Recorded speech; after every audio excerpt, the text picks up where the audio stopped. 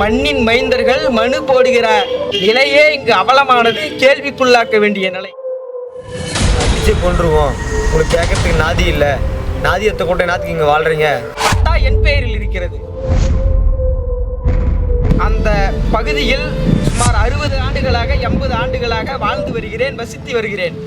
ஆனால் நான் ஏன் என்னுடைய நிலத்தை விட்டு வெளியேற வேண்டும்?